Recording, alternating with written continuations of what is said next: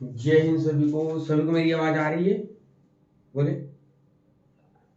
नेहा गुप्ता जी, जी sir. Deepali, good morning sir. Shailvi, Savita Singh ji, सभी को आएगा। Yes sir. Good morning. Good morning, सभी का स्वागत है ई शिक्षा संवाद यूट्यूब चैनल में, जो कि यूट्यूब चैनल के साथ साथ जूम क्लासेस भी, यहाँ हम लोग लाइव क्लासेस लेते हैं, जिसमें हम लोग रिकॉर्डेड वीडियो बाद में देखते हैं। तो यहाँ टॉपिक हम लोग डिस्कस कर रहे हैं क्या, यहाँ पर टॉपिक हम कॉमन जो होता है सभी एनटीए यूजीसी नेट के फर्स्ट पेपर का, वो कॉमन होता है सभी विषयों के लिए, जिसके अंतर्गत हम लोग यहाँ पर तैयारी, हम लोग का जो टॉपिक जो तैयार हम लोग कर रहे हैं वो है आपका इंडियन लॉजिक। ठीक है, इंडियन लॉजिक। यहीं पर ही सबको दिक्कत होती है, तो यहाँ पर सबसे ज्यादा दिक्कत होती है। सबसे पहले हम लोग उन्हीं पार्ट्स को पढ़ रहे हैं, उन्हीं पार्ट्स को समझ रहे हैं, लेकिन उन्हीं पार्ट्स को देखने समझने से पहले हमने प्रीवियस क्लासेस में क्या पढ़ा था उसको भी थोड़ा सा रिकॉल करेंगे। प्रीवियस क्लासेस में हम लोगों ने सामान्य लक्षण, ज्ञान लक्षण और योगज पढ़ा था। योगज के बाद फिर हम लोगों ने अनुमान पर आधारित अनुमान पर देखा था कि अनुमान में क्या होता है। तो अनुमान में हम लोगों ने तीन बातें कही थी। एक व्यक्ति जो है धुआं देखता है, ठीक, और फिर आग देखता है, ठीक। तो ये धुएं को क्या कहा गया और आग को क्या कहा गया, साध्य किसको कहा गया और हेतु किसको कहा गया। तो ये सब चीजें मैंने बताई ना। इसको क्या कहा गया हेलो, था, गुड इसको मॉर्निंग। हेतु कहा गया था और इसको क्या कहा गया था, साध्य कहा गया था। ठीक है, वहां तक हम लोगों ने क्लियर कर दिया कि नहीं क्लियर किया था, बताओ आप सभी लोग। Hello, yes sir. यस यहां तक सर। हम लोगों ने क्लियर किया था कि नहीं क्लियर किया था। हमने जी फिर सर। प्रत्यक्ष और अप्रत्यक्ष की बात करी थी, क्लियर। इसमें बात सब लोगों ने हम लोगों ने करी थी, लेकिन इसमें हम लोगों ने प्रतिज्ञा, हेतु, उपमान, ये सब जो पढ़े थे ये किसके अंतर्गत आता है। हम लोग ने फाइव मेंबर्स सिलोजिज्म के पढ़े ना। अनुमान के पांच पंचावय, क्या पढ़े थे, पंचावय पढ़े थे। पांच पंचावय कौन है, नाम क्या है पांच पंचावय के, बताओ आप लोग सबसे पहले। सर निष्क क्या है आपका, प्रतिज्ञा, पहले नंबर पे कौन है, प्रतिज्ञा है, फिर उसके बाद हेतु नंबर हेतु है। हाँ, फिर उसके बाद उदाहरण आएगा, उदाहरण। उदाहरण के बाद उपनय, उपनय आएगा, उपनय के बाद निगमन आएगा। तो यहाँ पर प्रतिज्ञा क्या होगी बताइए। जैसे आपसे लिख दिया है कि वहां धुआं है, लिखा है कि वहां धुआं है, तो ये वर्ड जो है क्या आएगा, पंचावय में से किसके लिए होगा, आपकी प्रतिज्ञा है। हेतु है। ठीक है, प्रतिज्ञा के बाद फिर आपका क्या आता है, आपका हेतु है। ठीक है, हेतु है। हेतु को कभी कभी चिन्ह भी हम लोग बोलते हैं, क्या बोलते हैं, चिन्ह। ठीक, हेतु है। हेतु के बाद फिर और क्या आता है आपका, बताओ। हेतु के बाद आपका क्या था, उदाहरण है। उदाहरण। उदाहरण। उदाहरण के बाद उपनय है। उपनय के निगमन। बाद क्या है, निगमन। निगमन, जिसको निष्कर्ष भी हमने बताया था, निष्कर्ष भी बोलते हैं लोग। तो यहाँ पर अब वहां धुआं है, तो धुआं है वहां पर क्या है, तो वो आपका हेतु हो जाएगा। प्रतिज्ञा क्या है कि वो पर्वत पर आग है, ये पर्वत प्रतिज्ञा पर है, आग इसको है। सिद्ध करना है। इसको सिद्ध कैसे करना है, इन्होंने बोला पर्वत पर आग है, इन्होंने कहा कि हाँ आग है, कैसे, इन्होंने कहा कि देखो वहां धुआं दिखाई दे रहा है। तो इन्होंने उदाहरण दिया कि जैसे हम घरों में चूल्हा जलाते हैं तो मिलता है, वैसे ही इसके बारे में भी बताया।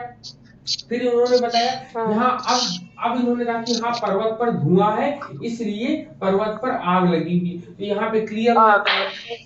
ठीक, इतनी चीज नहीं, सॉरी, यहाँ पर जो है क्या कहते हैं, यहाँ पर एग्जाम्पल देते हैं और यहाँ पे बताते हैं कि हाँ पर्वत पर क्या लग रहा है, अब धुआं लग रहा है, आग। इसलिए आग यहाँ पर सिद्ध हो जाता है। ठीक, तो ऐसे इन्होंने सिद्ध सिद्ध करने की बात या निष्कर्ष निकालने की बात या निगमन की बात इन्होंने करी थी। लेकिन आज हम लोग को क्या टॉपिक डिस्कस करना है, इसी बार हम लोगों ने पढ़ा था जो, अनुमान का आधार। हाँ अनुमान के आधार की बात हम करेंगे ना, कि अनुमान का आधार क्या होता है। ठीक, चलिए अनुमान के आधार की बात हम लोग करेंगे सबसे पहले। तो अनुमान का आधार क्या हो कि जो कोई भी अनुमान हम इन्फ्रेंस लगाते हैं तो वो मुख्य रूप से कैसे लगाते हैं, उसका बेस क्या होता है। बेस से रिलेटेड टॉपिक्स को हम लोग पढ़ेंगे, डिस्कस करेंगे यहाँ पर।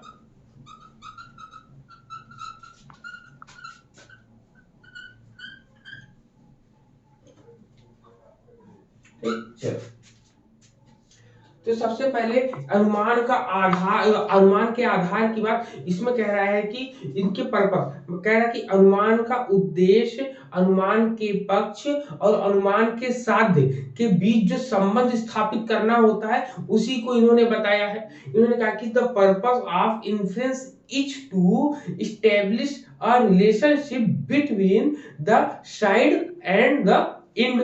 अब देखिए यहाँ पर ये साइड एंड एंड की बात कर रहे हैं, ठीक है। यहाँ पर किसकी बात कर रहे हैं, यहाँ पर कह रहे हैं कि एक पक्ष है और दूसरा क्या है आपका पक्षवत साध्य है आपका, ठीक है। ये दो चीजें, इन दोनों के बीच ये रिलेशनशिप को बताना चाहते हैं, ठीक, रिलेशन को बताने जाते हैं। तो इन्होंने कहा कि इसके लिए दो बातें हम लोग को आवश्यक है, क्योंकि for this two things are necessary. दो दो दो वर्ड इनको अब मिलने चाहिए, दो तत्वों या दो बातों की बात करें तो दो बात इनके पास क्या है।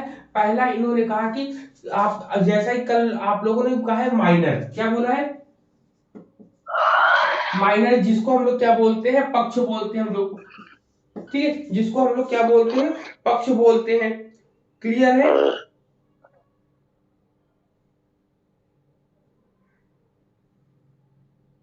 क्लियर, यहाँ पर इतनी चीजें हो गई। चलिए सर रिकॉर्डिंग स्टार्ट है ना? हाँ स्टार्ट है, ठीक। अब यहाँ पर देखिए सबसे पहला माइनर हो गया पहले पॉइंट पे, जिसको हम लोग पक्ष बोलते हैं। दूसरा क्या है, दूसरा आपका हो गया मिडिल टर्म, क्या हो गया सॉरी माइनर माइनर टर्म हो गया, और इसी में आता है मिडिल टर्म। मिडिल टर्म को हम लोग क्या बोलेंगे हेतु, हेतु को मिडिल टर्म बोलेंगे, मिडिल टर्म हो गया। फिर दूसरा पॉइंट इन्होंने क्या बोला, दूसरे पॉइंट में इन्होंने रखा साध्य और हेतु, मतलब कि पक्ष में भी इसमें भी क्या कह रहा है कि माइनर और हेतु, माइनर एंड मिडिल की रख रहा है, यहाँ पे मेजर एंड मिडिल यहां पर भी रख रहा है, मेजर एंड मिडिल, ठीक, इसको बोलते हैं साध्य,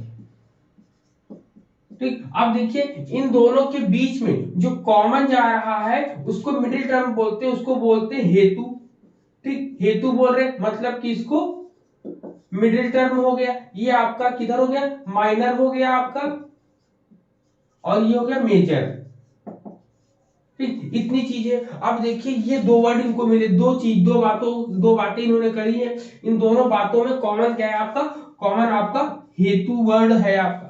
अब इसमें देखिए अब क्या कहता है, इसमें कहता है, अब एग्जाम्पल के थ्रू ही आपको बताएगा। कह रहा है कि पर्वत पर आग है, इसे प्रमाणित करने के लिए यह जानना आवश्यक होगा कि पर्वत में धुआं है, तथा यह जानना भी आवश्यक होगा कि धुआं और आग में व्याप्ति संबंध है। क्या है कि इसमें कह रहा है कि to prove that there is fire on the mountain it is necessary to know that there is smoke in the mountain, and it is necessary to know that there is a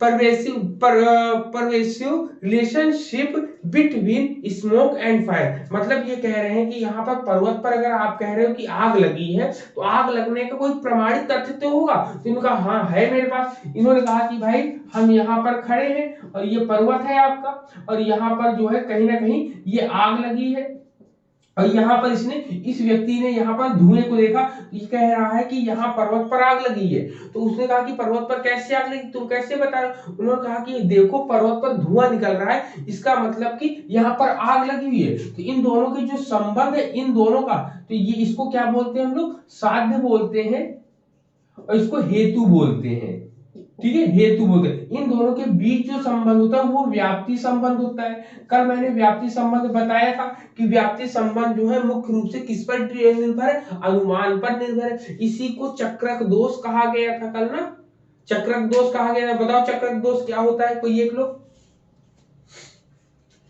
चक्रक दोष क्या होता है?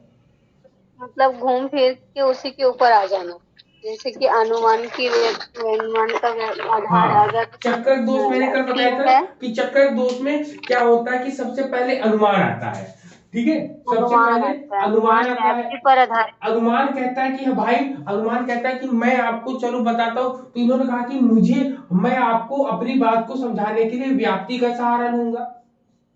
ठीक है, व्याप्ति का सहारा लूंगा। तो व्याप्ति का जब सहारा ले रहे हैं तो व्याप्ति ने कहा कि भाई आप मुझे जानने से पहले आप प्रकृति कारण कार्य संबंध जानो, कार्य कारण संबंध के बारे में जानो, जो प्राकृतिक नियम है। अब संबंध पर प्राकृतिक आधारित। नियम, अब कार्य कारण संबंध कैसे आपको पता चलेगा? पूर्व अनुमान के आधार पर ना, कि भाई इसमें इस कार्य में कारण पहले से ही छुपा है, तो ये पहले पूर्वाभास हुआ होगा, इसीलिए इसको अनुमान कहा गया, इसी को चक्रक दोष कहा गया है। क्लियर है? इसी को चक्रक दोष कहा गया है। क्लियर है ना सबको? बताओ राहुल।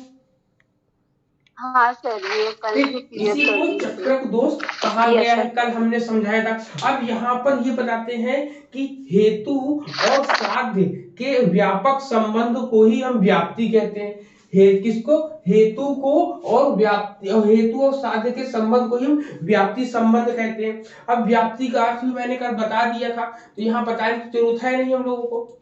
ठीक है, तो इस प्रकार इन्होंने कहा कि व्याप्ति से दो वस्तुओं के आपसी संबंध का बोध हो जाता है, इसके लिए एक व्यापक तथा दूसरे को व्याप्त कहा गया है। ठीक है, जिसकी व्याप्ति रहती है उसे व्यापक कहते हैं। अब देखिए, कह रहा है कि व्याप्ति,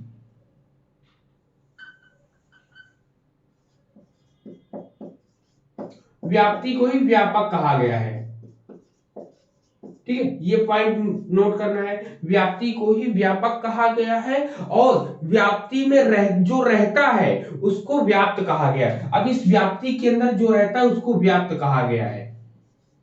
ठीक है, जो इसके अंदर रहता है उसे व्याप्त कहा गया है। अब इसके अंदर कौन रहता है बताओ? इन दोनों, मतलब इसके अंदर कौन कौन रहता है? ये और ये रहते हैं ना, इन दोनों की बातें बता रही। तो यहाँ पर क्वेश्चन क्या है, क्वेश्चन जान लो। क्वेश्चन आएगा कि आग और धुआं जो है यह दोनों किसके अंतर्गत आएंगे? व्याप्ति के अंतर्गत आएंगे, व्याप्त के अंतर्गत आएंगे, या व्यापक के अंतर्गत आएंगे, किसके अंतर्गत आएंगे? तो आपको बताना होगा व्याप्त के जो व्याप्त, ये व्याप्त कहलाएगा, ये दोनों जो है व्याप्त कहलाएंगे। इन दोनों के बीच का जो संबंध है उसे हम व्याप्ति कहते हैं। क्लियर समझ में आ रहा है ये पॉइंट? बताओ सर, व्यापक मतलब व्याप्ति को व्यापक कहते हैं, और उसमें जो रहता है हाँ, उसको जैसे कह रहा है कि इन दोनों के बीच में जो है वो संबंध को हम व्याप्ति कहते हैं, लेकिन ये हेतु और साध्य को अगर पूछा जाए तो ये व्याप्त कहलाता है। क्या कहलाता है? व्याप्त कहलाता है। तो व्याप्त में व्याप्ति होती है आपकी, कि इसमें यही चीज बताया गया, समझाया गया है। जी सर। अब बात ये हुई कि व्यापक क्यों कहा जाएगा, क्योंकि इसमें सदा धुआं के साथ रहता है। आग जो है किसके साथ रहता है? हमेशा आग जहां रहेगी वहां धुआं रहेगा, मतलब व्याप्त में आग और धुआं एक साथ होंगे, मतलब दोनों एक साथ दिखाई देते हैं।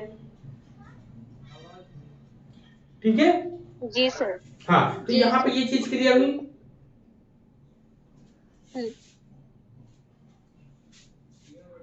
जी सर। जी सर। ठीक है, तो यहाँ पर इतनी चीजें हम लोग को क्लियर हुई, व्याप्ति और आग से मतलब। इन्होंने बताया कि इन्होंने कहा कि व्यापक और व्याप्त, व्यापक और व्याप्त जो होता है, मतलब व्यापक और व्याप्त में कुल मिला के बराबर, इन दोनों में संबंध जो है, व्यापक संबंध जो है समान तो होता है, इसीलिए इसको सम व्याप्ति कहते हैं इसको। ठीक है, इसीलिए इन दोनों को जब मिला देते हैं इसको बोलते हैं समव्यापी, समव्याप्ति, समव्यापी या समव्याप्ति कहते हैं। ठीक, इन दोनों, अब यहां पर बात आई कि व्यापक और व्याप्त में जो संबंध होता है उसको क्या कहते हैं? तो उसको समव्याप्ति कहते हैं हम लोग, समव्याप्ति कहते हैं। ठीक, क्लियर यहाँ पर। जैसे इन्होंने बताया कि प्रमेय, प्रमेय का अर्थ क्या होता है, जिसे जाना जा सके। प्रमेय क्या होता है, जिसे जाना जा सके। और अभिधेय क्या होता है, जिसे नाम दिया जा सके। अभिधेय मतलब क्या होता है, प्रमेय का मतलब जिसे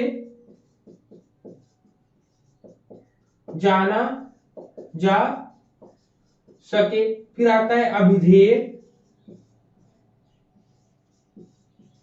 अभिधेय का मतलब क्या होता है, जिसमें जो है हम लोग जिसे नाम दिया जा सके। क्या कहते हैं, जिसे नाम दिया जा सके, जिसे नाम दिया जा सके। ठीक, जिसे नाम दिया जा सके उसे अभिधेय कहते हैं। क्लियर है।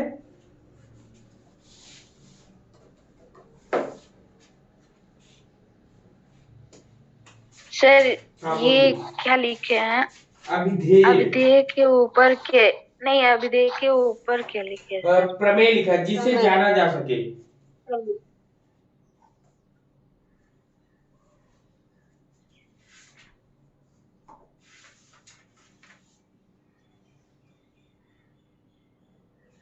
ठीक है, इतनी क्लियर हुई, बताओ। दोनों पॉइंट क्लियर लिख लिया सब लोगों ने। हाँ सर लिख ठीक, लीजिए। अभिधेय हो गया। अब यहाँ पे ये दो बराबर हो गए, तो इसे ही समव्याप्ति का उदाहरण कह सकते हैं हम। प्रमेय और अभिधेय मतलब जिसे जाना जा सके और जिसे नाम दिया जा सके। जिसको हम जान रहे हैं, जानने के बाद हमने नाम दे दिया है, उसी को हम लोग समव्याप्ति कहते हैं। इसी का एग्जाम्पल ये मानते हैं। ठीक, सर इन दोनों के संबंध को समव्याप्ति कहेंगे, प्रमेय और अभिधेय के? नहीं, व्यापक और व्याप्ति के संबंध को समव्याप्ति कहते हैं। अब समव्याप्ति को समझाने के लिए इन्होंने कहा है, जो प्रमेय होता है, जो अभिधेय होता है, मतलब जिसे हम जान सकते हैं और जिसे हम नाम भी दे सकते हैं जानने के बाद। जिसे जान भी जाए और नाम भी दे सके तो वो समव्याप्ति हो जाएगी। यहाँ पर तो नाम नहीं दे रहे ना, नाम तो पहले से हो गया है। अब नाम हम इसको दे रहे हैं, जब हम नाम देने की शुरुआत आएगी तो नाम देने के लिए समव्याप्ति का नाम आएगा। कि समव्याप्ति क्या करता है, कहता है कि जिसे हम जान भी सके और जानने के बाद उसको हम नाम भी दे सके। ठीक है,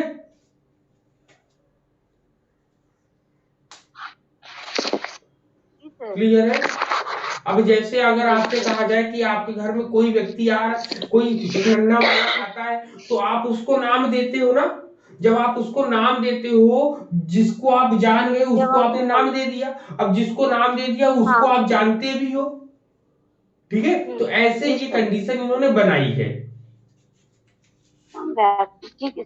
अब समव्याप्ति को इंग्लिश में कहते हैं ओवरलैप। क्या कहते हैं, ओवरलैप। क्या कहते हैं आप लोग समव्याप्ति को, ओवरलैप। यहां लिखते हैं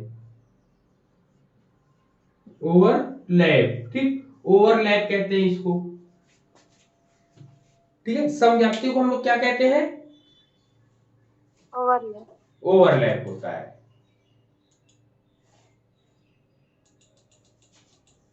ठीक है, ओवरलैप होता है। अब फिर इसके बाद इतनी चीजें क्लियर हुई। अब अब इन्होंने कहा है कि व्याप्ति। अब व्याप्ति को कुल मिला के आप लोगों ने देखा कि व्याप्ति जो है दो भागों में होती है। एक व्यापक होता है, एक व्याप्ति। दो भागों में नहीं होता है। व्याप्ति को ही यहाँ पर डिफाइन करने के लिए व्यापक बताया है और व्याप्त बताया है। ये दोनों चीज क्लियर हुई। इन दोनों के बीच का जो संबंध है उसको समव्याप्ति कहते हैं। क्लियर है, बताइए।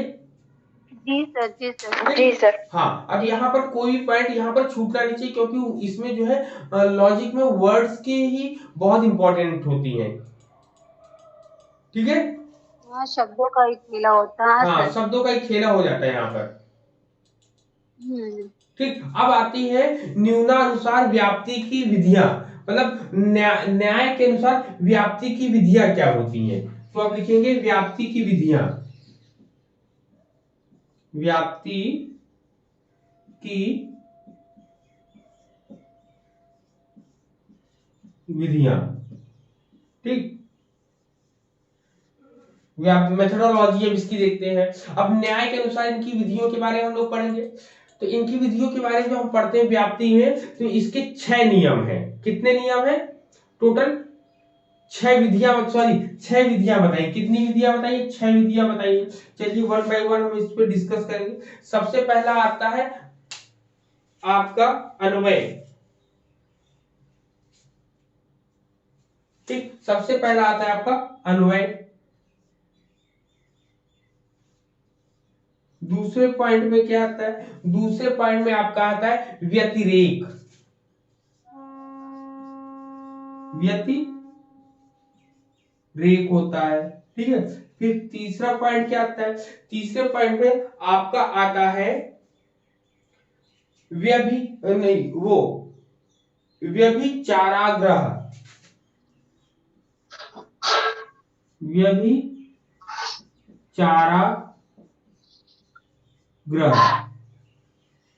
ठीक, व्यभिचाराग्रह होता है। नंबर 4 जो होता है, नंबर 4 पे इसको हम लोग बोलते हैं उपाधि निराश। उपाधि निराश, ठीक, उपाधि निराश होता है। फिर नंबर 5 पे जो होता है, नंबर 5 पे आता है आपका तर्क आता है। तर्क आता है। और नंबर 6 पर जो आता है उसको हम लोग बोलते हैं सामान्य लक्षण प्रत्यक्ष। सामान्य लक्षण प्रत्यक्ष आता है। क्लियर? जी सर। जी सर। ठीक ठीक ठीक ठीक। सर इसका इंग्लिश नाम भी बता देते हैं। हाँ, इसको देखो।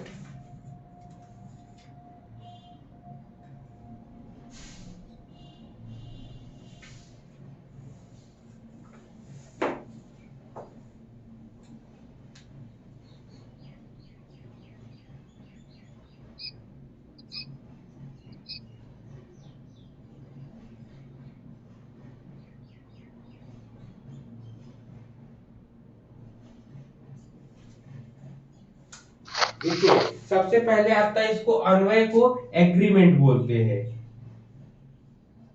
जी सर। एग्रीमेंट बोलते हैं। व्यतिरेक को जो बोलते हैं वो बोलते हैं डिफरेंस। क्या बोलते हैं? डिफरेंस।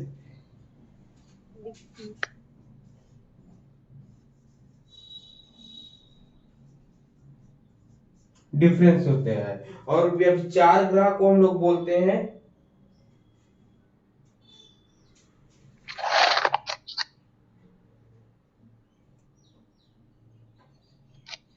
अनकंट्राडिक्टेड एक्सपीरियंस।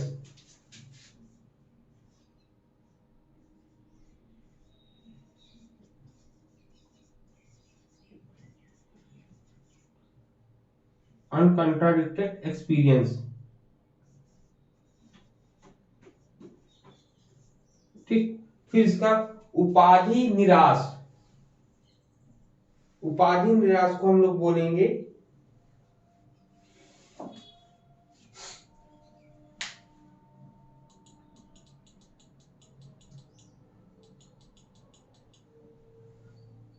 उपाधि निराश को ऐसे ही बोलते हैं व्याप्ति, ठीक। उपाधि निराश को वही है वर्ड है। और तर्क का आपको पता ही है, लॉजिक सामान्य लक्षण के लिए भी हमने बता रखा है आपको, ठीक। तो यही होता है इन इसको लोगों का। इंग्लिश में उपाधि निराशी लिख लेते हैं। हाँ, उपाधि निराशी लिखिए। तो सामान्य लक्षण के लिए मैंने बताया है ना, सामान्य लक्षण के लिए क्या होगा? जी। सामान्य लक्षण हमें परसेप्शन ऑफ क्लासेस। हाँ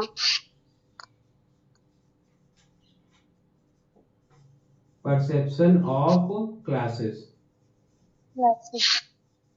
एनालॉजी। तर्क का एनालॉजी। क्या? सर तर्क का एनालॉजी ना, लॉजिकल लिखे। लॉजिक लिखिए, लॉजिक लॉजिक लॉजिक। जी।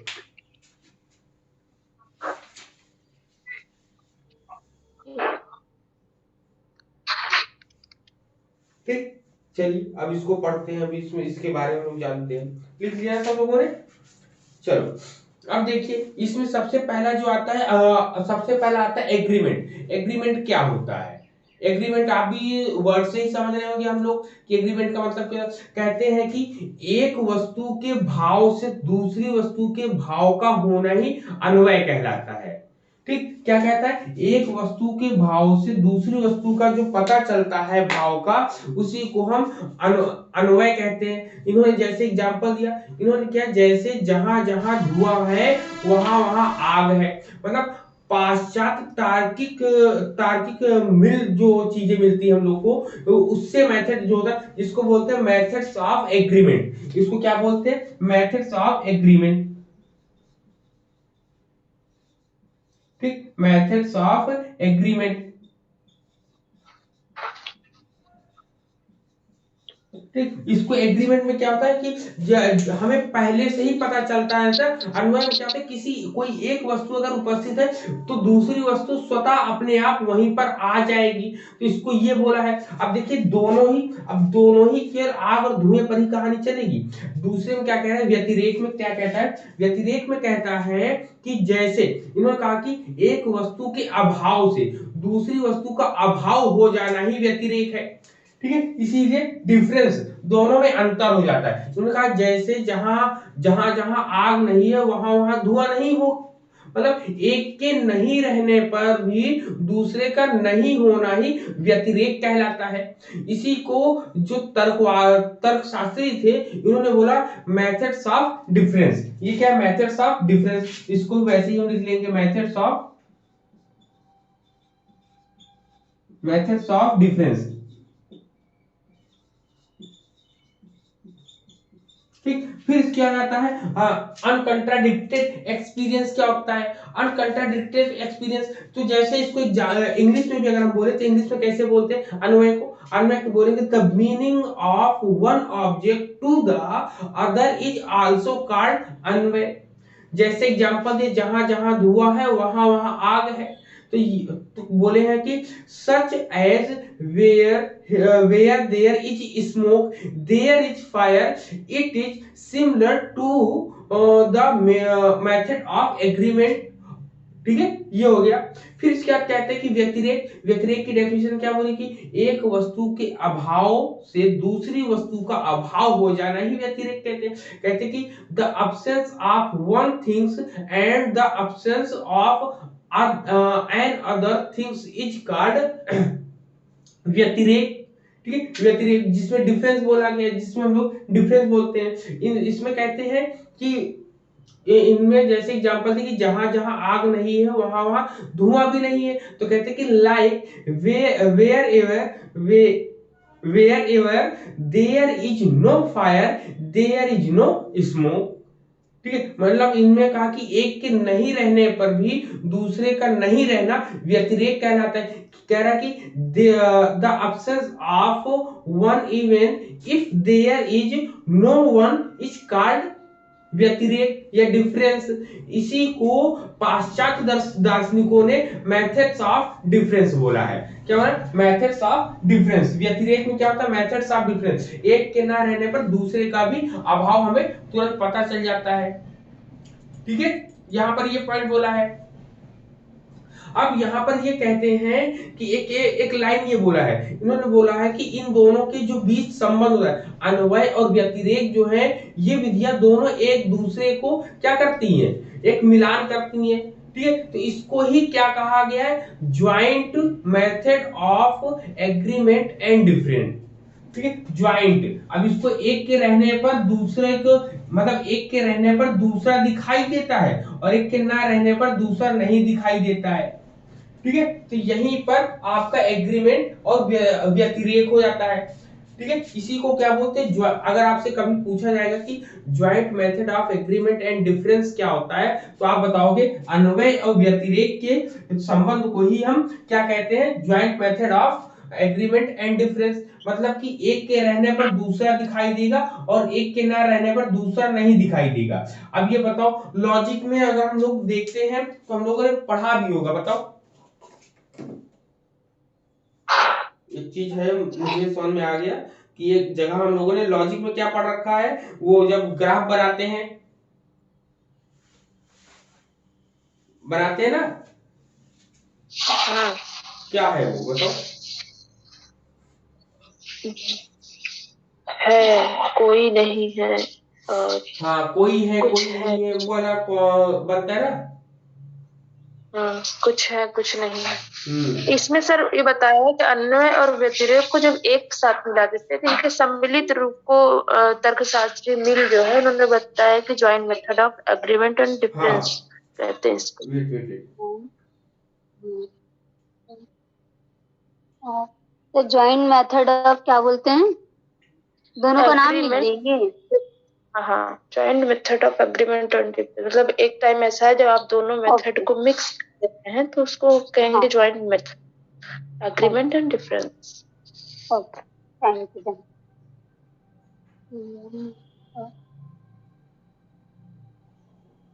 अब जैसे इसमें सब कंट्रेरी हम लोग पढ़ते हैं ना, सबसे पहले सब कंट्रेरी में क्या होता है, हाँ दोनों जो है एक साथ सत्य हो भी सकते हैं और दोनों एक साथ सत्य नहीं भी और हो सकते हैं। तो ये कंट्राडे किस में जाएगा आपका, सब कॉन्ट्रेरी में जाएगा ना, सब कॉन्ट्रेरी में। तो दोनों एक साथ सत्य हो सकते हैं, ठीक है, क्या कह रहे हैं, दोनों एक साथ सत्य हो सकते हैं और दोनों एक साथ असत्य नहीं हो सकते हैं। तो इसमें ये वर्ड भी नहीं बैठेगा।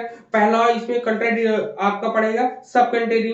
कंट्रेरी में क्या होता है कि ए और ई अलग अलग होते हैं, जिसमें कह रहा है कि ए और ई एक साथ सत्य नहीं हो सकते लेकिन एक साथ असत्य हो सकते, ये भी नहीं जाएगा आपका। हाँ, ये जाएगा आपका सब अल्टर्न में, ये जो हम लोग ग्राफ बनाएंगे सब अल्टर्न में जाएगा।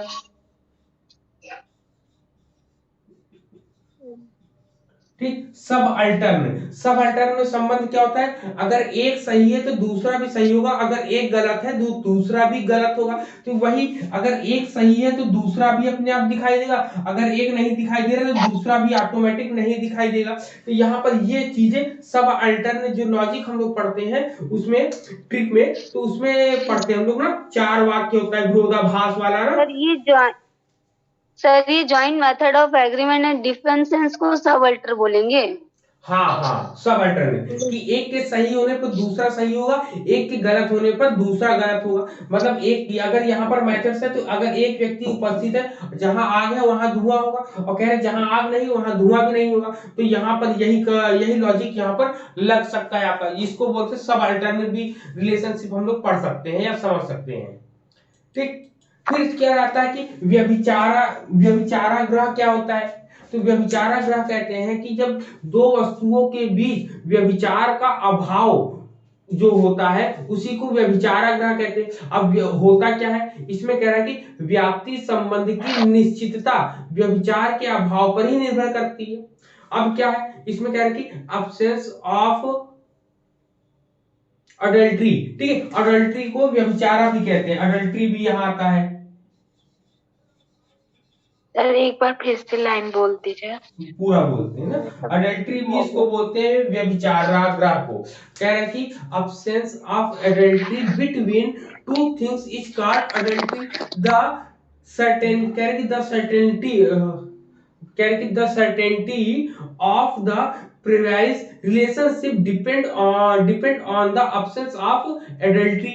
मतलब इसमें कहते हैं कि धुआं के साथ हम निरंतर आग का अनुभव करते हैं, जब धुएं के साथ हम निरंतर उसकी आग का अनुभव कर रहे हैं, तो आज तक कोई भी ऐसा स्थान हम लोगों ने नहीं मिला होगा या देखा होगा कि जहां धुआं हो परंतु आग ना हो। ठीक, जहां धुआं हो परंतु आपका क्या ना हो, आग ना हो। तो इस संबंध को ही अव्याघातक अनुभव, मतलब अनकंट्राडिक्टेड एक्सपीरियंस कहते हैं, के बल पर ही हम कह सकते कि जहां जहां धुआं है वहां वहां आग है। ठीक है, तो यहाँ पर ये चीजें बताता है आपका। सर हाँ, बोले। स्टार्टिंग में जो आप लाइन बोल रहे थे दो वस्तुओं के, हाँ, वो वाली दो लाइन बोल वस्तुओं दीजिए। के बीच व्यभिचार का अभाव,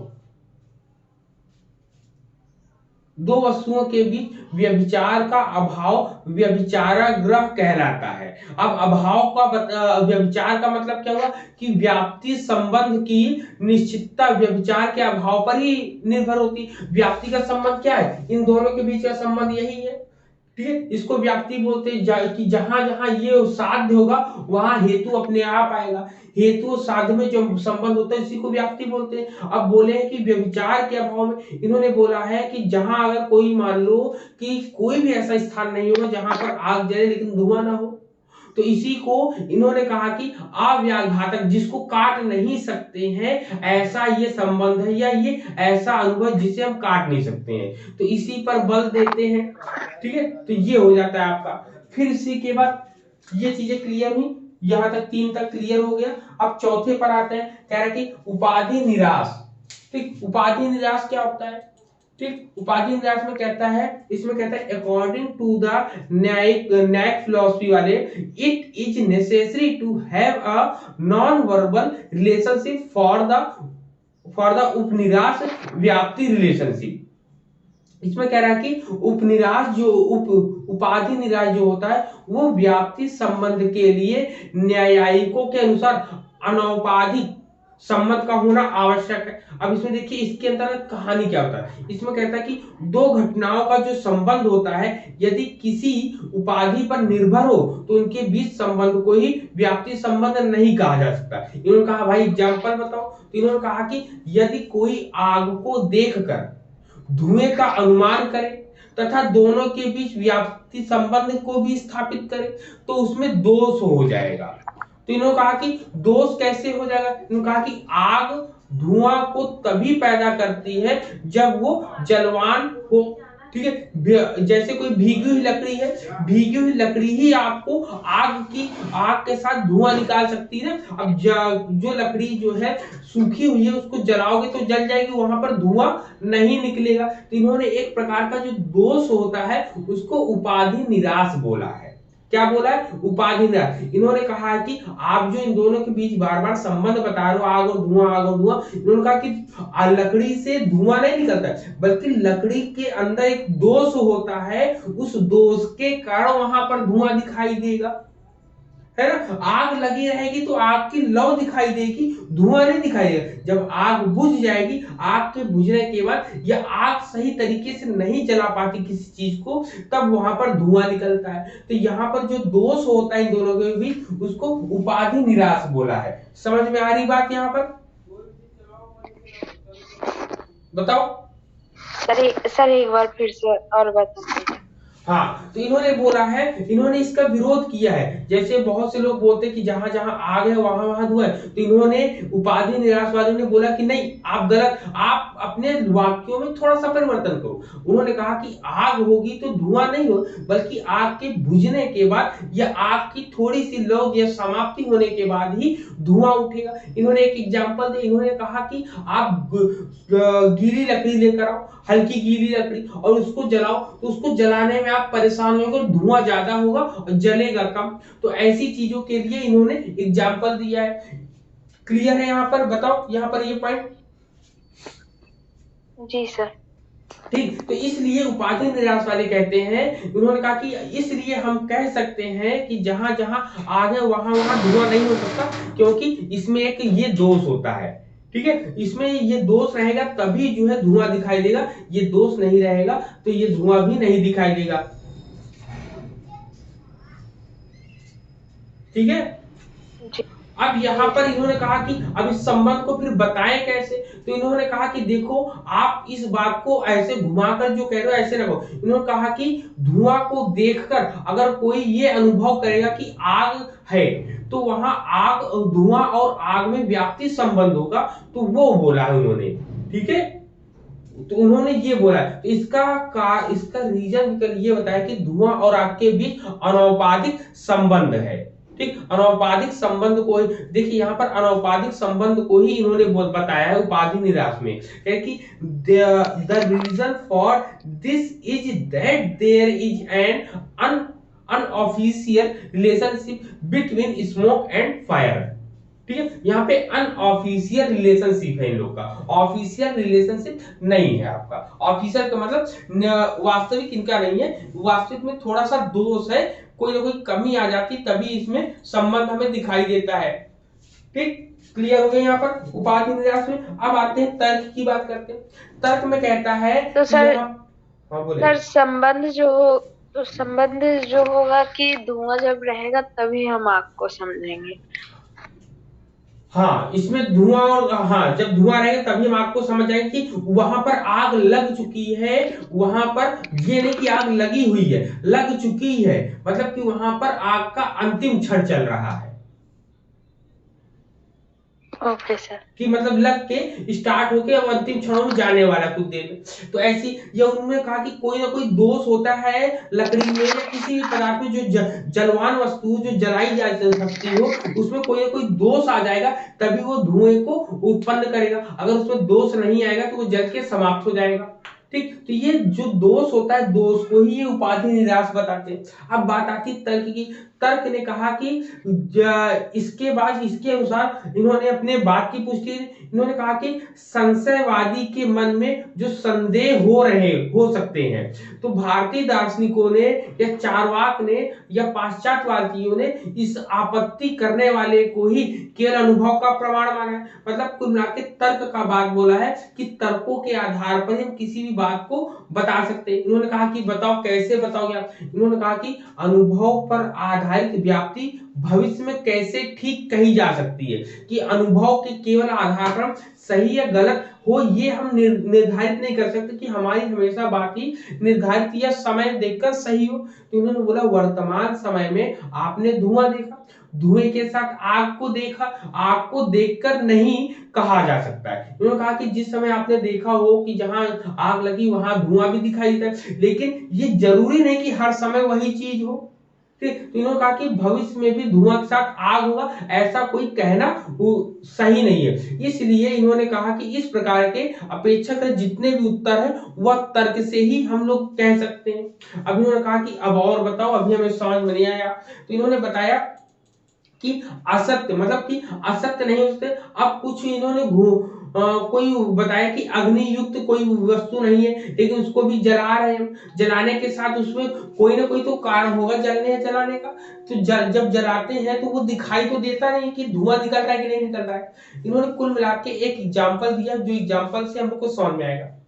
इन्होंने कहा है कि कार्य की उत्पत्ति कार्य के बिना नहीं हो सकती, ऐसा मानना इसके अनुसार। तो इन्होंने बोला है कि इससे इन्होंने कहा कि कोई ना कोई कारण होगा तभी कार्य दिखाई देता है। मतलब लकड़ी किसी न किसी, मतलब कोई भी जलवान वस्तु जो होती है उसको बिना कारण के हम जला नहीं सकते। तो इन्होंने कहा कि धुआं और आग में व्याप्ति संबंध को जब कोई तरीके से अनुभव से, कुल मिला के इसको लिख सकते हैं तर्क में लिख सकते हैं कि जब आग और धुआं, जब हम इसमें तर्क लगाकर पूर्व अनुभव के आधार पे हम बताते हैं, तो यहाँ पर तर्कों के आधार पे बताते हैं, सही भी हो सकता है और गलत भी हो सकता है। यहाँ पर दोनों चीजें बताते हैं, ये तर्कों के आधार पर ही चीजों को खंडित करते बताते हैं इसमें अपने में। Clear sir? पूर्व तर्क के आधार पे बताएंगे? हाँ, पूर्व अनुभव के आधार पे। अच्छा, हाँ, पूर्व अनुभव के आधार पे जब कोई चीज ये बताने का प्रयास करते हैं तब ये जाता है उसके अंतर्गत। ठीक है,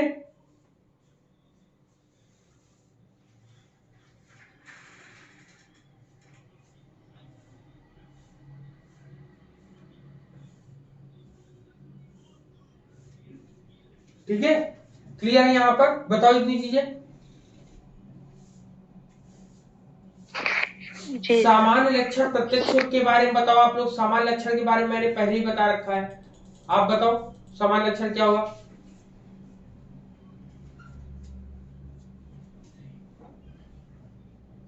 सामान्य लक्षण प्रत्यक्ष किसका भाग होता है? लौकिक का भाग होगा कि अलौकिक का भाग होगा? सर अलौकिक अलौकिक का भाग हुआ। तो इसमें कहा गया है कि सामान्य लक्षण जो प्रत्यक्ष होता है वह अलौकिक का एक भेद होता है, जिसके द्वारा किसी वस्तु या व्यक्ति के प्रत्यक्ष में उसकी जाति का हम क्या करते हैं, जाति का क्या करते हैं, जाति का भी हम प्रत्यक्ष करते हैं। क्योंकि कौन सी जाति, उदाहरण के लिए जैसे मैंने उदाहरण के लिए आपको बताया था मनुष्य वाला, कि मनुष्यत्व की बात बताइए, तो जैसे राम श्याम इसमें एक विशेषता होती है तो मनुष्य बताया है, तो और जानवरों के बारे में बताया है। तो ऐसे तो ये सब चीजें जो बताते हैं वो समान लक्षण प्रत्यक्ष के अंतर्गत ही आ जाती है हम लोगों की चीजें। क्लियर है यहाँ पर इतनी चीजें? मनोज जी, हाँ बोले आप। मनोज जी, उपाधि निराश और तर्क में सब कंफ्यूज हो गए। एक एक बारी पूरा क्लियर करूं, आप बताइए सही है कि नहीं। हाँ हाँ बोले, आप बोले। हाँ, इसमें देखिए कहा गया है कि न्याय न्याय दर्शन के अनुसार व्याप्ति की विधियां क्या है। व्याप्ति मतलब हमारे अनुमान का आधार, मतलब हम कहीं न कहीं तर्क लगाते। अन्वय मतलब हिंदी मीनिंग इसकी होती है कि एक एक अणु। अब अन्वय कह रहा है कि एक वस्तु जैसे होगी फिर दूसरे वस्तु का भी होना अन्वय का, जैसे जहां जहां धुआं है वहां वहां आग है। नॉर्मल लाइफ में हम लोग भी कई सारी चीजों का अनुमान अपने घर में करते। मान लीजिए किसी के व्यवहार से परिचित है, अगर पापा यहाँ नहीं मतलब घर के अंदर होंगे, ऐसा कुछ। व्यतिरेक वाला तर्क कब आता है कि मतलब इसे हमें मान लेते हैं कि ये चीज होगी तो दूसरी भी, मतलब अगर एक नहीं है तो वो भी नहीं होगी। अगर हम कोई जैसे डेली लाइफ की बात कर लें, लोग अपने घर में देख रहे हैं कि ये चीज नहीं हो रही, इसका मतलब यहाँ ये चीज नहीं होगी। तर्क हमारे दिमाग में काम करता है, तो आधार यही है व्याप्ति का। व्याभिचार मतलब होता है कि जैसे हिंदी मीनिंग इसकी ये होती है कि व्याभिचार मतलब कोई पुरुष है, एक महिला के साथ रह रहा है, फिर भी बाहर कई लड़कियों के साथ उसका रिलेशन है, उसको कहते हैं व्याभिचार। अब तर्क में व्याभिचार का मतलब होता है कि मतलब यहाँ पर संबंध जो हो एक निश्चित हो, तभी वो व्याभिचाराग्रह। व्याभिचार का अपोजिट होता है व्याभिचाराग्रह। मतलब दो वस्तुओं के बीच व्याभिचार का अभाव हो तो वो व्याभिचाराग्रह होता है, ये कहा जाता है। मतलब धुआं के साथ निरंतर हम आग का अनुभव करते आए हैं, बचपन से हम देखते आए हैं, इसमें कोई कंट्राडिक्शन नहीं होता है। इसी के बल पे हम व्याभिचाराग्रह को मानते हैं, जहां जहां धुआं होता है वहां वहां आग। ये हमारे व्याप्ति का एक आधार होता है। उपाधि निराश में होता है जो हम समझ पाए अभी तक कि मतलब जैसे किसी उपाधि पर डिपेंड होती है कोई काम। जैसे आपने कहा कि आग जल रही है, तो आग आग के बाद डायरेक्ट धुआं की उत्पत्ति नहीं हो भाई, आग जलना चाहिए ना। वहां पर जो हमारी उपाधि एक है वो है भीगी हुई लकड़ी। हमारा जलावन जो है वो भीगा हुआ है, तो हमारी उपाधि से वो चीज कनेक्टेड। अगर धुआं है तो मतलब वो जलाव, एक बीच में एक कंट्राडिक्शन है कि हमारा जो जलावन है वो भीगा हुआ है, तो इसलिए वहां दोष पर है ये उपाधि निराश का उसमें, संबंध हुआ। दोष उसमें, तर्क आप में अपने शब्द होता है में कि हम, दोष जोड़ दीजिए बस। हाँ वो दोष आ गया है। और हाँ तर्क में क्या होता है कि हमने अब तक जो भी, अब हम जो भी जान पाए हैं व्याप्ति के लिए, हम कोई कोई चीज का अनुमान कर रहे हैं, किसी व्याप्ति का आधार ये होगा कि हम पहले तर्क लगाएंगे इन सारे आधारों पर, फिर अपना कुछ जो संशय होगा उसको दूर करेंगे, तभी हम मानेंगे। और लास्ट में हम कैटेगराइज कर देंगे सामान्य लक्षण प्रत्यक्ष में कि हम ये चीज जो समझ रहे हैं ये पूर्णतः यही सत्य है। ठीक, बिल्कुल सही है। आपको पूरे पूरे लॉजिक एकदम क्लियर है ना, कि यहाँ पर अन्वय में क्या हो जाएगा, व्यतिरेक में क्या हो जाएगा, व्यभिचाराग्रह में क्या हो जाएगा, जो रिलेशनशिप। ग्रह में मीन्स होता है कि ग्रहण लगना या किसी चीज में रुकावट पैदा कर देना, ठीक है, जिससे प्रॉब्लम क्रिएट हो जाती है आपकी। फिर उपाधि निराश होता है कि उस प्रॉब्लम के बारे में हम लोग जान जाते हैं कि ये प्रॉब्लम ये है, इसलिए लाइफ सर्किल जो है सही तरीके से हमारी नहीं चल पा रही है। फिर उसमें लॉजिक लगाते हैं कि इसको हम सही करने के लिए क्या करें। जब क्या करने के लिए हम बात करते हैं तो तर्क लगाते हैं, तर्क के बाद फिर हमें समझ में आ जाता है कि सबको अलग अलग कैटेगराइजेशन करना है, सबको एक साथ लेकर हम लोग नहीं चल सकते हैं। तो यही चीजें इसमें पूरी की पूरी बताई गई है। बिल्कुल सही बताया आपने, क्रम जो है इसका बिल्कुल सही है। समझ में आया सभी को? जी सर। ठीक, अब इसके बाद जी सर। अनुमान। हाँ बोले, अब और लोग भी बोलो जिसको जो बोलना है।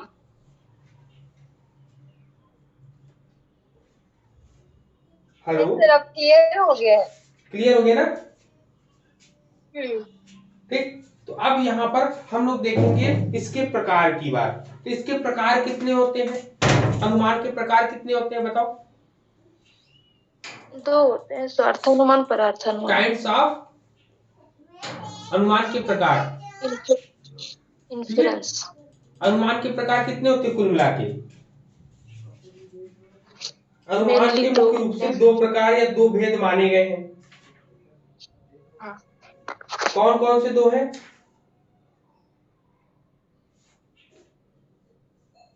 स्वार्थानुमान और परार्थानुमान माने गए हैं। इसके दो भेद माने गए हैं, भेद या प्रकार। ठीक, भेद या प्रकार माने गए हैं। एक होता है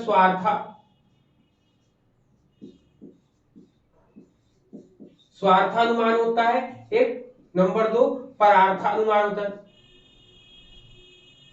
ठीक है। दूसरा जो होता है परार्थानुमान।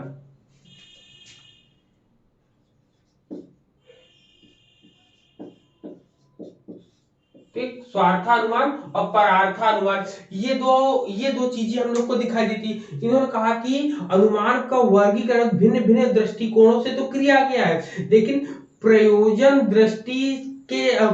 दृष्टि से अनुमान के दो भाग बताए गए हैं, या दो पार्ट इसके बताए हैं। एक सेल्फ एस्टीमेट होता है, एक परार्थानुमान होता है, ये स्वार्थानुमान होता है। स्वार्थानुमान कब होता है? जब मानव स्वयं की निजी ज्ञान की प्राप्ति, मतलब स्वयं के ज्ञान की प्राप्ति के लिए अनुमान करता है, तो उसे स्वार्थानुमान कहते हैं हम लोग। इसको बोलते हैं इन्फ्रेंस फॉर ऑन सेल्फ। क्या बोलते हैं? इन्फ्रेंस फॉर ऑन सेल्फ कहा जाता है। मतलब इसमें कहता है कि when human himself makes inference for the attainment of personal knowledge, then that estimate is called inference for on self को कहते हैं। ठीक है, वन सेल्फ कहते हैं। जबकि स्वार्थानुमान में वाक्यों को क्रमबद्ध रूप से रखने की आवश्यकता नहीं होती है, क्योंकि हम अपने स्वार्थ के अनुसार किसी भी चीज के क्रम को ऊपर नीचे करते हैं। जैसे इन्होंने बोला कि पहाड़ पर धुएं को देखकर यह अनुमान किया था कि आग होगा। इस अनुमान का आधार पहले का अनुभव है, जब भी हमने धुएं को देखा तब हमने अग्नियुक्त चीजें पाई। इसलिए धुआं और आग के बीच आवश्यक संबंध हमारे मन को स्थापित कर देता है। ठीक, इसी के आधार पर धुएं को देखकर तुरंत ही हम आग का अनुमान लगा लेते हैं। ठीक है, क्योंकि ये हमारे सेल्फ के द्वारा बनाया गया है। क्लियर, हमारे सेल्फ के द्वारा ये चीज बनाई गई है। जबकि यहीं पे परार्थानुमान में क्या होता है? परार्थानुमान में कहता है कि दूसरे के निमित्त किया था, मतलब दूसरे के द्वारा कहा गया। इसने कहा कि जब हम दूसरों की शंका को दूर करने के लिए अनुमान का सहारा लेते हैं। क्या? दूसरों की शंका को दूर करने के लिए, दूसरों की शंका, ठीक, दूसरों की शंका को दूर करने के लिए जब हम किसी भी अनुमान का प्रयोग करते हैं तो उसमें हम लोग क्या करते हैं? परार्थानुमान लगाते हैं। अब इस परार्थानुमान को बताने के लिए या दूसरों की प्रॉब्लम को सॉल्व करने के लिए जो लेते हैं हम लोग 5 सिलोजिज्म लेते हैं, 5 पंचावयव लेते हैं। क्या लेते हैं? 5 मेंबर ऑफ सिलोजिज्म का जो हम प्रयोग करते हैं वो परार्थानुमान के अंतर्गत ही हम लोग को किया जाता है, हम लोग करते हैं। क्लियर? 5 परार्थानुमान हमने बताए, 5 अवयव हमने बताए थे ना। प्रतिज्ञा, बताओ, प्रतिज्ञा, हेतु, उदाहरण, ये सब चीजें बताई थी कि नहीं बताई थी सभी को? यस सर, प्रतिज्ञा, हेतु, जिसको हम लोगों ने बोला था। ठीक है, प्रतिज्ञा सब था सर, हेतु था, प्रतिज्ञा, हेतु, और उदाहरण, व्याप्ति था, उपनय था, निगमन था। Yes sir. ठीक, तो इतनी चीजें इसके अंतर्गत आती हैं जो इसके टाइप्स होते हैं इसमें। क्लियर है ये पॉइंट? बताओ, हेलो, जी सर। क्लियर है यहाँ पर इतने पॉइंट? अब यहाँ पर इतनी चीजें, अब और चीजें नहीं बतानी। अब इसके बाद हम लोग बताएंगे, इसके बाद अब हम लोग का जो इंपॉर्टेंट टॉपिक आएगा वो होगा हेत्वाभास। क्या होगा? जिसको बोलते हैं हेत्वाभास। हेत्वाभास क्या हम लोग बोलते हैं? हेत्वाभास को दूसरा नाम बोलते हैं अनुमान के जो दोष होते हैं उसी को हम लोग हेत्वाभास बोलते हैं। साफ कर दे इसको। सर, स्वार्थानुमान और परार्थानुमान को इंग्लिश में क्या कहते हैं? Inference for one self. हाँ, और ये क्या होता है? Inference for other. हाँ, इन्फ्रेंस फॉर अदर, पर self for other, one self for other.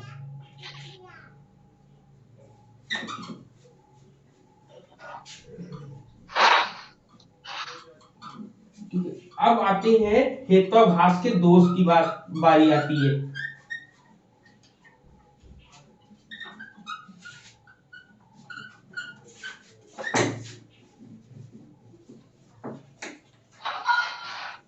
Manoj ji, पूरा ये लॉजिक ही उठा के रख दिए हैं टोटल। लॉजिक ही तो है। हाँ, पूरी लॉजिक है। अगर आप जैसे 12th की लॉजिक उठाएंगे ना तो पूरा टोटल क्लियर हो जाएगा। ठीक, अब चलिए हेतु अनुमान के दोष होते हैं उसको पढ़ते हैं। फैल्सी ऑफ इन्फ्रेंस। क्या पढ़ेंगे? गीला है तो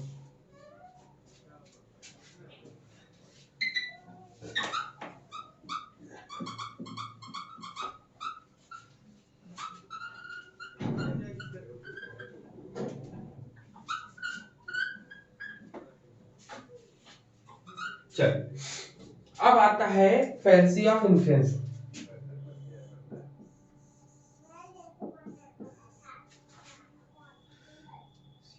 फैलेसीज हो जाएगा ना, कई फैलेसी है, फैलेसीज ऑफ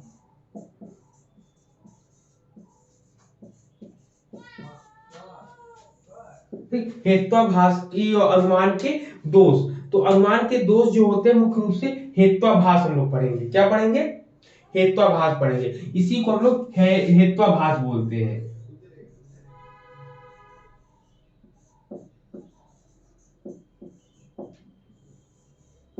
ठीक, इसी को हम लोग हेत्वाभास पढ़ते हैं हम लोग। अब हेत्वाभास मुख्य रूप से होता क्या है? हेत्वाभास में क्या होता है बताओ सबसे पहले। हेतु तो इससे ही बना होगा, ठीक है, हेतु से ही ये बना होगा। तो साधारण रूप में हेत्वाभास का अर्थ क्या होता है? हेतु का आभास होना। क्या होना है? हेतु का आभास। अब हेतु क्या थी आपकी चीजें, मतलब कि यहाँ पर पहला पॉइंट कह रहा है हेतु का आभास होना। हेतु का आग था तो धुआं का आभास हो रहा था। ठीक है, हेतु का आभास मतलब क्या है कि इसको जनरली स्पीक में बोलेंगे, हेत्वाभास means a sense of purpose.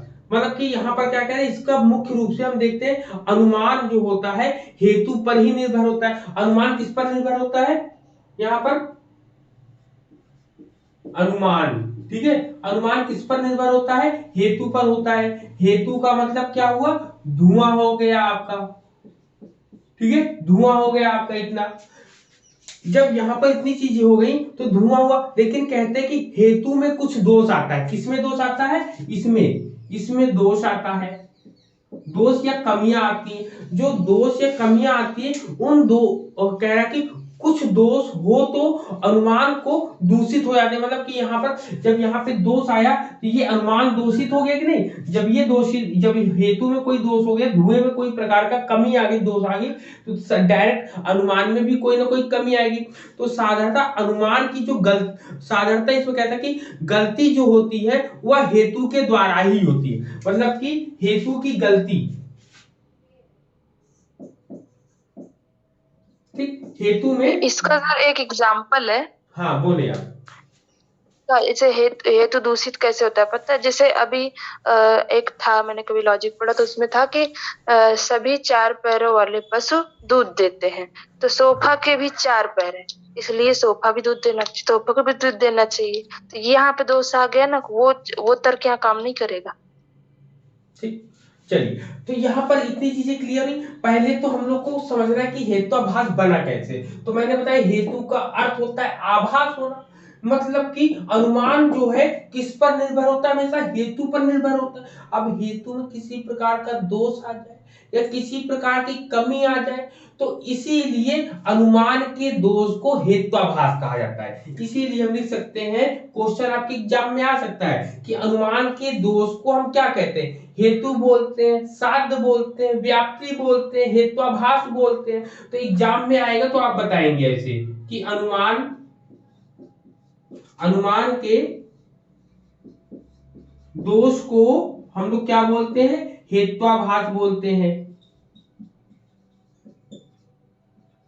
ठीक है, जिसको फैलेसी ऑफ इन्फ्रेंस बोलते हैं हम लोग, हेत्वाभास, ठीक है। तो यहाँ पर है, तो इसमें कहा जाता है कि भारतीय अनुमान में जो भी दोष होते हैं वे वास्तविक होते हैं, परंतु पाश्चात्य अनुमान के आकारिक दोष होते हैं। जैसे आकारिक में इसमें बोले अव्याप्त मध्यवर्ती पद, अनुचिन्हित पद और अनुचित लघु पद इत्यादि यहाँ पर होते हैं। इसमें क्या बोल रहा है, ठीक है। तो इसका कारण कुल मिला के भारतीय पाश्चात्य छोड़िए, कि हम ये समझना है कि इसका कारण होता क्या, इसका रीजन क्या होता है। चलो, तो इसके रीजन के बारे में हम लोग देखेंगे इसमें कि रीजन इसमें क्या कहता है कि इसका कारण यह होता है कि भारतीय तर्कशास्त्र में हम लोग देखते हैं कि अनुमान का आकारिक होता है। अनुमान का आकारिक होने का मतलब कि अगर हम देखें इसमें जो होता है फॉर्मल होता है। कुल मिला के कोई भी कमी होगी, कोई भी दोष होगा तो वो फॉर्मल वे में होगा। मतलब कुल मिला के इसमें फॉर्मल होगा, फॉर्मल चीजें हम लोग को दिखाई देंगी, तथा फॉर्मल के साथ साथ मटेरियल भी इसमें दिखाई देगा ना। फॉर्मल और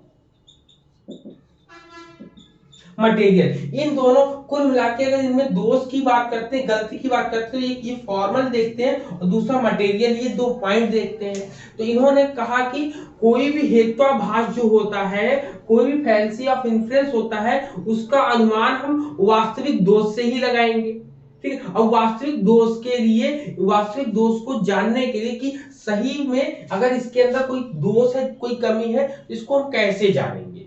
तो इसको कैसे जानेंगे, तो इन्होंने हेत्वाभास को समझाने के लिए 5 प्रकार बताए हैं। ठीक है, कितने प्रकार बताए हैं? 5 प्रकार बताए हैं। सबसे पहले 5 प्रकार बताए हैं। फिर 5 प्रकार वो क्या है? सबसे पहले बताओ इसके 5 प्रकार इन्होंने क्या बताया है? सर हेत्वाभास के 5 मतलब कुल मिलाकर हेत्वाभास को समझाने के लिए 5 प्रकार बताइए, या हम कह सकते हैं हेत्वाभास के प्रकार। ठीक है, हेत्वाभास के प्रकार। तो सबसे पहला क्या आएगा आपका? सव्यभिचार आएगा। क्या आएगा? सव्यभिचार। ठीक है, लिख लीजिए, सव्यभिचार आएगा।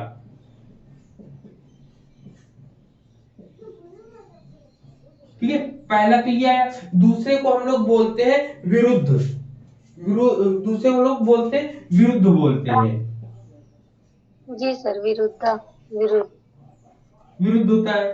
तीसरा क्या आता है? तीसरे को हम लोग बोलते हैं, बताओ? असिद्ध, सिद्ध ना कर सके। सप्रतीक्षा बोलते हैं हम लोग ना, सप्रतीक्षा या सप्रतिपक्ष, सबसे प्रतिपक्ष, सत्य प्रतिपक्ष। ठीक है, नंबर 4 पे हम लोग क्या बोलते हैं? नंबर 4 पे हम लोग होता है असिद्ध होता है। क्या होता है? असिद्ध होता है।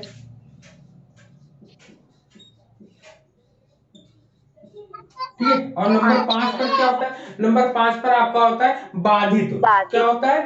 बाधित होता है। बाधित होता है, ये होता है कुल मिला के इसको अगर बोले तो इसको क्या बोलते हैं? सव्यभिचार को। अगर हम लोग इसका ट्रांसलेशन करके देखते हैं तो इसको एडल्ट्री बोलते हैं। एडल्ट्री बोलते हैं। विरुद्ध को कंट्राडिक्टेड बोलते हैं या अगेंस्ट बोलते हैं? क्या बोलते हैं? कंट्राडिक्टरी। कंट्राडिक्टेड या अगेंस्ट बोलते हैं। ठीक है, विरोध में जो खड़ा हो। सत्य प्रतिपक्ष को हम लोग क्या बोलते हैं? ट्रू कंसेप्चुअल बोलते हैं ना, कंट्रापर्ट। ट्रू कंट्रापर्ट बोलते हैं। या प्रतिपक्ष को हम लोग क्या बोलते हैं? इसको बोलेंगे ट्रू। हाँ, ट्रू। फिर इसके बाद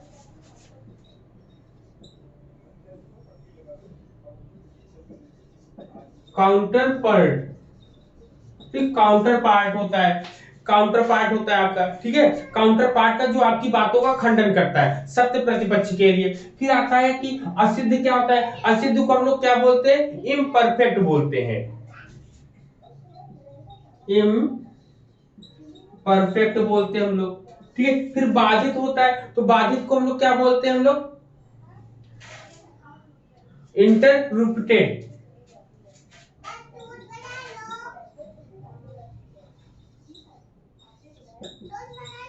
इंटरप्रेटेड होता है।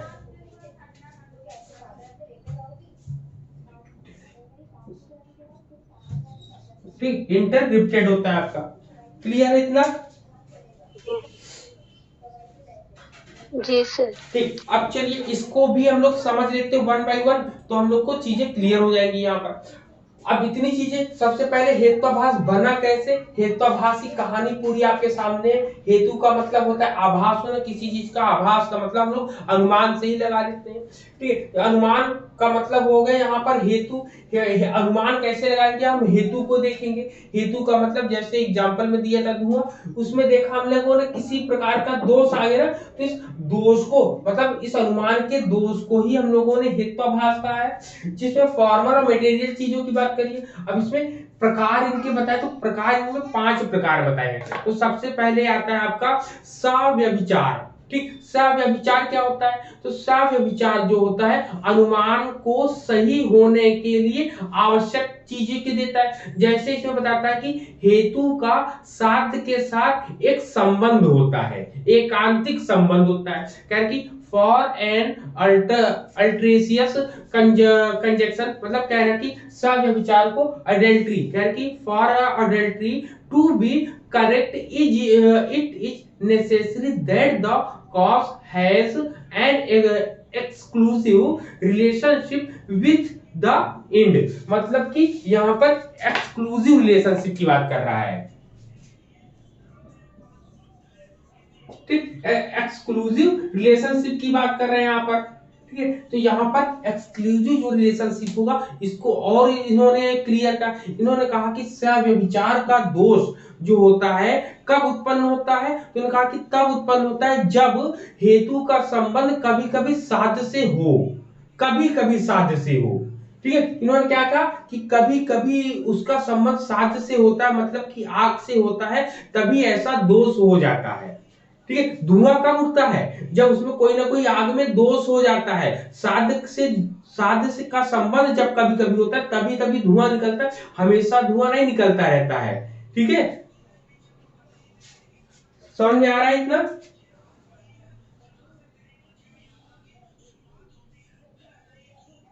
सर एग्जाम्पल एक बार फिर से बता दीजिए। इन्होंने एग्जाम्पल जैसे इन्होंने यही कहा है कि जैसे मान लो कि आग है, हमेशा आग से तो धुआं निकलता नहीं। इन्होंने कहा कि जब कभी भी आग में किसी प्रकार का दोष, जैसे हमने लिया था सूखी लकड़ी या सूखी कंडी, गीली कंडी ले लो, या कंडी में हल्का कोई नमी हो, मतलब जो नम चीजें होंगी वही धुआं निकालेगी। इन्होंने कहा कि सव्यभिचार का दोष जो है उत्पन्न कब होता है? उन्होंने कहा जब हेतु का संबंध कभी कभी साध्य से हो रहा होता है। ठीक, तो कभी कभी साध्य से किसी न किसी वजह से भिन्न हो जाता है। ठीक है, तो ये होता है आपका, जैसे इसका एग्जांपल इसमें दिया है कि सभी जनेऊ पहनने वाले ब्राह्मण हैं। इन्होंने क्या कहा कि सभी जनेऊ पहनने वाले लोग ब्राह्मण हैं। तो अब आप बताओ क्या ये सही है? इन्होंने एग्जांपल दिया, जैसे पहला पॉइंट इन्होंने कहा है कि सभी जनेऊ पहनने वाले लोग ब्राह्मण है। दूसरे पॉइंट में लिखा इन्होंने कि योगदत्त जनेऊ पहनता है, इसलिए योगदत्त क्या हुआ? ब्राह्मण है। ऐसे तर्क दिए उन्होंने। ठीक है, तो जब ऐसे तर्क देते हैं तो इसमें क्या बताओ, इसमें 3 प्रकार के दोष मिल गए कि नहीं मिल गए आप लोगों को, हम लोगों को? इन्होंने बोला कि सभी जनेऊ पहनने वाले ब्राह्मण है, तो योगदत्त जनेऊ पहनता है, इसलिए योगदत्त भी क्या हो गया? ब्राह्मण हो गया। तो ये सव्यभिचार का दोष कहलाता है। अब इस दोष के 3 प्रकार इन्होंने बताए। अब इसमें 3 प्रकार कौन कौन से बताए देख लो। सबसे पहले आपको साधारण बोला है, आपसे साधारण बोला है। ठीक है, दूसरा क्या बोला? दूसरा इन्होंने बोला है असाधारण, असाधारण होता है। और तीसरा जो बोला है इन्होंने, तीसरा बोला है इन्होंने अनुपंसाहारी। ठीक, अनुसाहारी। ठीक, अनुपंसाहारी होता है। तो अब देखो तीनों के बारे में ये बताते हैं कि साधारण वाला क्या होता है। इन्होंने कहा कि देख दो उसके, हाँ, इन्होंने बोला है कि सबसे पहले कि साधारण वाले क्या है? साधारण वाले में इन्होंने बोला कि व्यभिचार में हेतु अति व्याप्त होता है। जैसे इन्होंने बोला एग्जाम्पल में, जैसे सभी ज्ञात पदार्थ अग्नियुक्त है। पहले में कह रहा कि सभी जलाने वाली वस्तु पदार्थ अग्नियुक्त है, मतलब जो सभी पदार्थ थे वो आग से जलने वाले हैं। तो पहाड़ भी ज्ञात है कि पहाड़ भी पदार्थ है, पहाड़ क्या है? एक तरीके से आग है, इसलिए पहाड़ भी अग्नियुक्त है। पहाड़ में भी आग लग सकती कि नहीं लग सकती? पहाड़ भी जल सकता है कि नहीं जल सकता है? जल सकता है। तो ये साधारण चीजें हो गई, सिंपलेस्ट फॉर्म में इन्होंने बताया। क्लियर है? पहला पॉइंट बताओ। हेलो, पहला पॉइंट क्लियर है साधारण वाले में? मतलब सर साधारण पोस्ट यही है कि साधारण चीजों को हर चीज पे इम्प्लाई कर रहा है। जैसे मैंने अभी इसके पहले बताया था ना, 4 पैरों वाले दूध देते हैं, सोफे के भी 4 पैर, इसलिए सोफा भी दूध देता है। तो यहाँ गलत है। जैसे ये कहा सभी ज्ञात पदार्थ अग्नियुक्त है। जो भी इनको जानकारी है वो सारे जानकारी में उनके अग्नियुक्त पदार्थ हैं। ये पहाड़ को भी जानते हैं, इसलिए कह रहे हैं पहाड़ भी अग्नियुक्त है। यही दोष है इसमें। यहाँ बिल्कुल यही अति दोष व्याप्ति है। हो गई इन्होंने कोई कहा चीज जैसे की। जैसे एग्जाम्पल दिया कि कोई भी व्यक्ति जनेऊ पहन ले तो वो ब्राह्मण हो जाएगा क्या? अरे ब्राह्मण का मतलब होता है जिसको ज्ञान हो, जो ज्ञान से भरा हो, उसको ब्राह्मण कहते हैं। तो इन्होंने कहा कि इसी प्रकार के दोष को बताने के लिए इन्होंने कहा कि कोई भी व्यक्ति जो है शेर का मास्क पहन ले तो क्या वो शेर हो जाएगा क्या? ऐसा नहीं है। तो इसी को इन्होंने ऐसे दोष को साधारण दोष कहा है। हेत्वाभास में इसको साधारण दोष कहते हैं। अब बात आती है जब साधारण दोष हो गया तो असाधारण दोष क्या हो जाएगा? ठीक है, एक एक पॉइंट में जब हम चलेंगे तो दूसरे पॉइंट में हम लोगों के सामने आएगा असाधारण दोष क्या होता है। तो असाधारण दोष को इन्होंने बोला है कि टू नैरो, मतलब कह रहे हैं असाधारण दोष जो होता है वह सव्यभिचार में हेतु, सव्यभिचार में, ठीक है, सव्यभिचार में हेतु अव्याप्त होता है। हेतु क्या होता है? अव्याप्त होता है। जैसे इन्होंने जैसे बोला किसी भी चीज को कि देखिए इन्होंने जैसे बोला है, एक किताब में लिखा है, इन्होंने बोला है कि सव्यभिचार में जैसे शब्द नित्य है, जैसे इन्होंने बोला कि शब्द नित्य है, ठीक है, नित्य का मतलब जो स्थायी है, जो स्थायी है क्योंकि यह सुनाई भी पड़ता है और इसमें इसके ये इसलिए असाधारण हो गया। असाधारण का मतलब है जिसको हम शब्दों के द्वारा व्यक्त कर लेते हैं वैसे ही ये हो जाता है। ठीक, इन्होंने बोला है। नहीं नहीं नहीं सर, इसमें ये है ना असाधारण सव्यभिचार, जैसे साधारण में तो गलत दोष युक्त हो गया। अब असाधारण में क्या है कि यहाँ की दृष्टिकोण जो है वो बहुत संकीर्ण मानसिकता के साथ लोग ये चीज जज करते हैं। जैसे शब्द नित्य है क्योंकि वह सुनाई देता है। शब्द नित्य तो है लेकिन वो सुनाई देता है, इसकी वजह से नित्य है। ये आपका जैसे दृष्टिकोण यहाँ पे संकीर्ण हो गया, इसलिए ये असाधारण दोष हुआ। शब्द नित्य तो है लेकिन जैसे अभी आप कहीं और चले जाते हैं, कुछ साल रह लेते हैं, पर आपके शब्दों में कुछ वहां की लोक भाषाएं भी शामिल हो जाती है ना, तो वो नित्य तो है लेकिन वो सिर्फ सुनाई देने की वजह से नित्य है। बिल्कुल तो यहाँ पे बिल्कुल आपकी सही है। सोच जो है नैरो हो गई। अब कुल मिला के ये इसके अंतर्गत ये तीन चीजें हमसे ना पूछेगा, हमसे पूछेगा सव्यभिचार हेत्वाभास दोष क्या है। एक एग्जांपल वो आपसे देगा कि एक लोहार है, लोहार जो है अपने भट्टी में आग जला के लोहे को तपा के उसको आकार देता है, तो वहां पर तो नहीं दिखाई देता आग, वहां पर आग नहीं दिखाई देता। अब गैस है, गैस को जलाएंगे तो वहां पर नहीं दिखाई देता हमें आग के साथ धुआं, नहीं दिखाई देता ना। तो ये सब क्या है? ये सब सव्यभिचार है। क्या है ये सब? ये सब के सब सव्यभिचार है। इतनी चीजें क्लियर है यहाँ पर, ये पॉइंट बताओ। हेलो सर ये असाधारण का नहीं समझ में आया। असाधारण में ये कह रहा है कि शब्द असाधारण नित्य है, शब्दों एक के द्वारा एग्जाम्पल जो बताते बताया जा रहा है हैं। वही चीजों के बारे में यहाँ बताया गया है ना। ठीक है, क्योंकि ये एग्जाम्पल जैसे देता है सव्यभिचार में। आप इसको अगर जानते तो ठीक है, नहीं जानते तो इसको काट दो, क्योंकि एग्जाम में केवल सव्यभिचार ही पूछा जाएगा कि सव्यभिचार क्या होता है। मनोज तो आप बताओगे जहां मनोज जहां धुआं होता है वहां वहां आग होती है। लेकिन कभी कभी ऐसा नहीं होता है। जैसे एग्जाम्पल ने पूछ लिया कि एक लोहार जो है, जैसे एग्जाम्पल भी मैंने बताया कि एक लोहार जो है अपनी भट्टी में काम कर रहा होता है, तो क्या दूर से हम देखेंगे कि वहां पर कोई आग लगी हुई है क्या? कोई आग से काम कर रहा है क्या? नहीं पता चलता। क्या कोई घर में खाना बनाता है, खाना बनाते हुए गैस जलाते हैं ना, तो आप सीधे कहो क्या कि देखो वहां रसोई घर कहाँ है? तो रसोई घर आप महक से देख सकते हो या शब्द से सुन सकते हो, लेकिन उसको दूर से देख कर नहीं बता सकते हो कि इस घर में कुछ पक रहा है, इस घर में आग जल रही है, ऐसा नहीं बता सकते ना। तो इसी को इन्होंने सव्यभिचार हेत्वाभास कहा है। ठीक है, क्या कहा है? सव्यभिचार हेत्वाभास कहा है। यहाँ पर क्लियर है? बताओ अब क्लियर है पॉइंट एग्जांपल से? ठीक, अब बात आती है विरुद्ध की, कि विरुद्ध क्या होता है। तो विरुद्ध क्या होता है, विरुद्ध में बोलते हैं कि जहां जहां पर हेतु से साध्य संबंध सिद्धि ना होकर असिद्धि हो जाए उसे हेत्वाभास से मतलब उसे विरुद्ध कहते हैं। मतलब कि जहां पर इन दोनों में संबंध ना दिखाई दे उसे विरुद्ध कहते हैं। ठीक है, क्या कहते हैं, उसे विरुद्ध कहते हैं। विरुद्ध में क्या होता है कि जब हेतु जो है साध्य को नहीं सिद्ध करके उसके विरोध को ही सिद्ध कर देता है, तब विरुद्ध हेत्वाभास होता है। क्या होता है, विरुद्ध हेत्वाभास होता है आपका। अब जैसे इसका एग्जाम्पल भी पूछोगे तो इसका एग्जाम्पल क्या होगा, तो इसका एग्जाम्पल इन्होंने दिया है कि जैसे हवा भारी है। क्या है, हवा जो होती है भारी होती क्योंकि ये खाली होती है। या फिर दूसरा एग्जाम्पल हम बोल सकते हैं कि संसार नित्य है। क्या है, संसार नित्य है। संसार मतलब नित्य का मतलब स्थायी है, या फिर इसलिए वह कार्य करती है। तो क्या ये कोई बात, इस दोनों जो है बातें विपरीत हो गई। जो स्थायी होगा वो कार्य कैसे करेगा। या फिर वो कह रहे हैं कि जो हवा भारी भी है और खाली भी है, कैसे हो सकता है। तो दोनों में विपरीत संबंध की बातें बता रहा है, इसलिए इसमें हो जाएगा आपका क्लियर ये पॉइंट। जैसे सर हाँ, राम आप बोलो। होशियार है क्योंकि वो प्रश्न, जैसे सर इसका एग्जाम्पल होगा जैसे राम होशियार है क्योंकि वो उत्तर बता नहीं पाता है।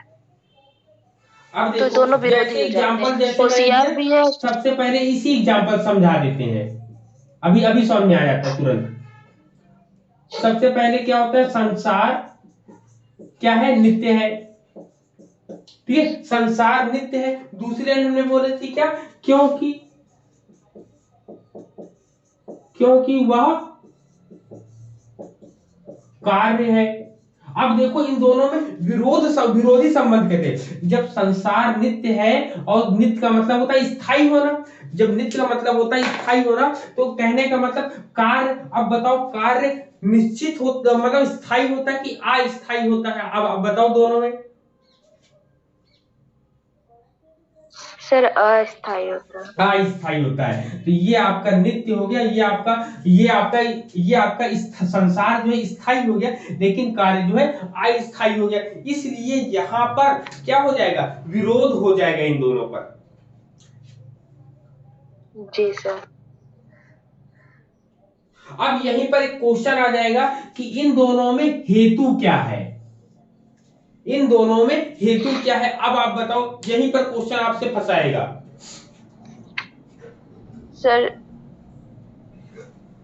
सर हेतु तो हमारा संसार होगा ना। भाई हेतु का मतलब हो गया, अब हेतु जो है यहां पर नित्य हो जाएगा। सर नित्य कैसे, कह रहा क्योंकि वह कार्य है। वैसे कह रहा है कि तो वो धुआं निकल रहा है। धुआं क्यों निकल, क्योंकि आग लगी हुई है। जैसे आपसे बोला कि धुआं निकल रहा है, धुआं तो निकलेगा ही निकलेगा। ठीक है, धुआं तो निकलेगा ही। धुआं जो है नित्य है, लेकिन लकड़ी का काम क्या है, लकड़ी जल भी जाती है। जब लकड़ी गीली होगी तभी धुआं देगा, लकड़ी गीली नहीं होगी जल के समाप्त हो जाएगा। तो ये लकड़ी का कार्य है ना, ये जो नित्य है। धुआं तो हमेशा नित्य रहेगा, लेकिन लकड़ी अपना कार्य करेगी। लकड़ी खाना भी बनाएगी, लकड़ी और भी काम करेगी। धुआं तो नित्य है, धुआं तो निकलेगा ही निकलेगा। तो ये चीजें समझाने के लिए बता रहा हूं कि यहाँ पर नित्य का मतलब हो गया हेतु, मतलब धुआं है, धुआं हमेशा स्थिर रहेगा। लेकिन यहाँ पर कार्य मतलब लकड़ी जल भी जाएगी और लकड़ी धुआं दोनों काम करेगी यहाँ पर। ठीक है, तो इसलिए यहाँ पर ऐसे क्वेश्चन बनेंगे। ये जो लॉजिकल क्वेश्चन है आपके, नहीं समझ में आया? आ गया। आगे ना, तो यहाँ पर ऐसे क्वेश्चन पुट अप होंगे आपके। अब इसके बाद क्या आता है आपको, इसके बाद आता है सत्य प्रतिपक्ष की बात करते हैं हम लोग। सत्य प्रतिपक्ष क्या होता है कुल मिला के, ठीक। सत्य प्रतिपक्ष कहता है कि जब एक हेतु के विरोध के रूप में कोई दूसरा हेतु उपस्थित हो जाता है या उपस्थित रहता है, जिसके फलस्वरूप पहले हेतु द्वारा सिद्ध वाक्य का खंडन हो जाता है, तब उसे हेत्वाभास को सत्य प्रतिपक्ष हेत्वाभास कहते हैं। मतलब कोई एक के पक्ष में कोई दूसरा उसके पक्ष में आ जाए तो हम उसे क्या कहते हैं, प्रतिपक्ष, सत्य प्रतिपक्ष कहते हैं। ठीक, अब इसका एग्जाम्पल कैसे लेते हैं, इसमें पहले मैं कह रहा है कि पहले हेतु का उदाहरण लेते हैं। सबसे पहले हेतु का उदाहरण लेंगे। हेतु में क्या कहेंगे, शब्द नित्य है। क्या लिखेंगे, इसी को लिखते हैं हम सबसे पहले, इधर बना लेते हैं ना, एक एक एग्जाम्पल बताते हैं तो होता जाएगा आपका।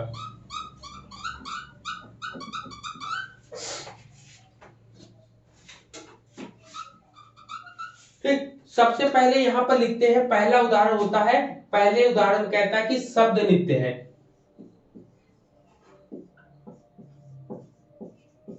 ठीक, शब्द नित्य है। दूसरे फिर क्या कहता क्यों है कि शब्द नित्य है, क्योंकि यह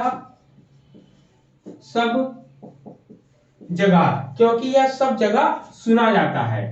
क्या चीज है, सुना जाता है। ठीक, सुना जाता है। इतनी पॉइंट क्लियर हुई, पहला पॉइंट ये हो गया। फिर इसके बाद दूसरा एग्जांपल हम लोग लेते हैं इसी में।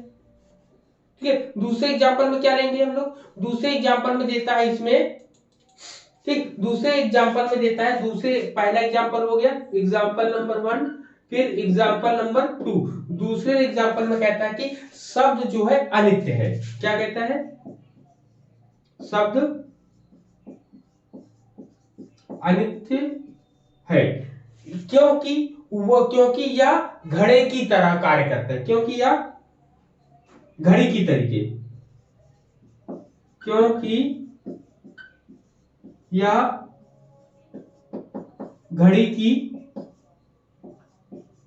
तरह कार्य करता है। अब आप बताओ दोनों में क्या संबंध हो जाएगा,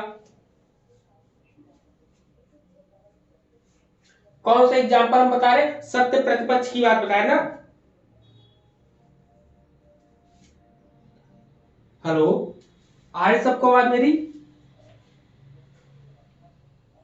आ रही सर। जी सर, वो नोट कर रहे थे। हाँ, तो अब बताइए, अब यहाँ पर दोनों चीजें सामने आपको दिखाई दे रही है ना, दोनों चीजें। अब इसके क्या है कि शब्द जो है नित्य है, स्थायी है, सब तो हर जगह, क्योंकि ये हर जगह सुनाई देगा। फिर क्या है कि शब्द जो होता है अनित्य है, क्योंकि यह घड़ी की तरह कार्य करता है। तो ये दोनों के, इसके विरोध में या इसके पक्ष में ये भी आएगा, तो ये भी सत्य है, ये भी सत्य है। लेकिन जब कभी इसको काट के इसके विरोध में कोई ये चीजें आ जाए तो इसको सत्य प्रतिपक्ष कहा जाता है। यहाँ पर क्लियर, यहाँ पर सत्य प्रतिपक्ष कहा जाता है।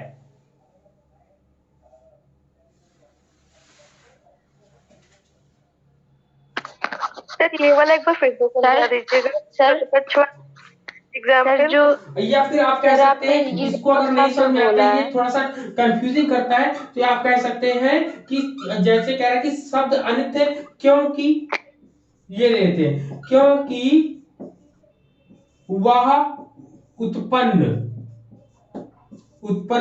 होता है। ठीक, क्योंकि वह उत्पन्न होता है।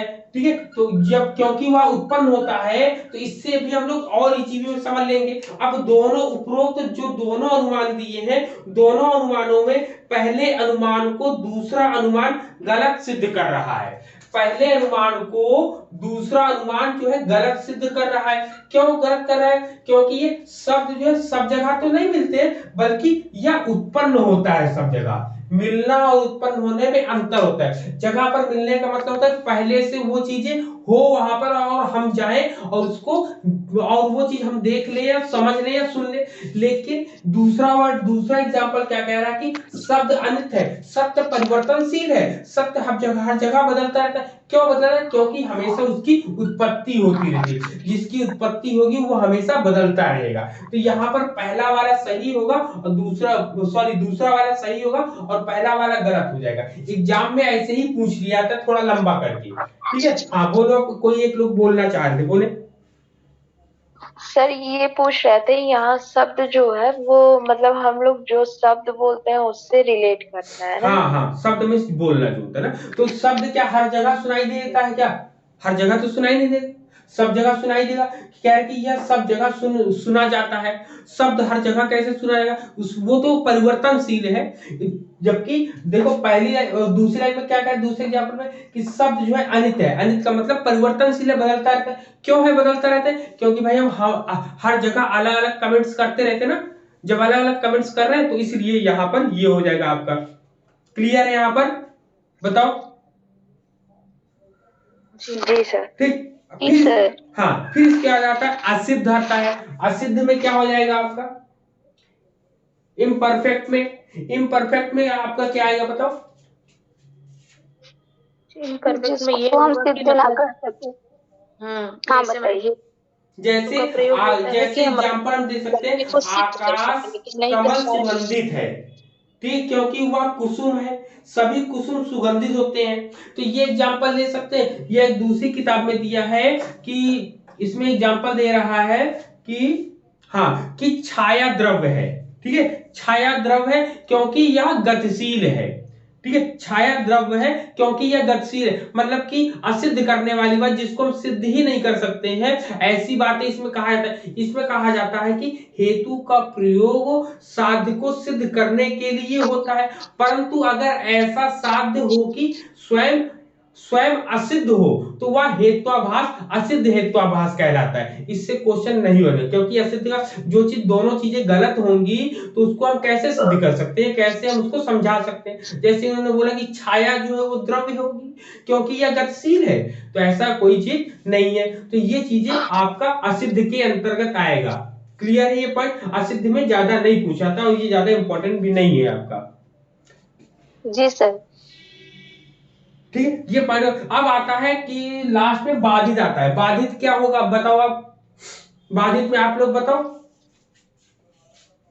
बाधित मतलब हो जाएगा कि यहाँ पे ऐसा ऐसा हेतु लगा दे जिससे बात ही खंडित हो जाए। बाधा, जैसे हाँ बाधा, बाधा बिल्कुल पड़ उल्टा जाए उस बात उल्टा की। उल्टा कोई प्रमाण ला हाँ के रख दे। बिल्कुल उल्टा कोई प्रमाण ला के रखते हैं। जैसे प्रमाण लाने के लिए इन्होंने कहा कि बर्फ जो होता है पानी में डूब जाता है। क्या होता है? बर्फ जो है पानी में डूब जाते हैं क्योंकि वह एक ठोस पदार्थ है। अब आप बताओ, अब ये दोनों ये बात जो है बाधित कर रही ना कि बर्फ जो है पानी में डूब तो जाता है, तो क्या सभी चीजें पानी में जो जो ठोस होगा क्या वो भी पानी में डूब जाएगा? क्या नहीं होगा ना ऐसा। हर ठोस इसलिए चीज हाँ, तो इसलिए ये बाधित चीजें हैं। तो कहता है कि जब हेतु के द्वारा सिद्ध साध्य को दूसरे प्रमाण से निश्चित रूप से खंडन हो जाए तो उसे बाधित हेत्वाभास कहते हैं। निश्चित रूप से खंडित हो जाए, कह रहे कि when the goal proved by reason is definitely refuted by other evidence then it is called said to be obstructed. ठीक है, अब्स्ट्रक्टेड होता है आपका। तो क्लियर, यहाँ पर ये चीजें बता रहे कि निश्चित रूप से ही खंडन कर दिया जाए यहाँ पर। तो ये आपके 5 प्रकार होते हैं किसके? हेत्वाभास के। हाँ बोले सर, इसका कोई एक और एग्जांपल बता दीजिए। अब जैसे ये कहा जाता है कि इसमें बाधित में ये कहा जाता है कि कोई एक चीज बताई तो जा रही लेकिन उसके समाप्ति या उसके शुरू होने की कहानियां अलग हो जाती हैं। जैसे इसका एक एग्जांपल तो बर्फ और पानी वाला ले लिया है। दूसरा एग्जांपल कोई एक लोग कौन सा ले सकते हैं बताओ इसमें?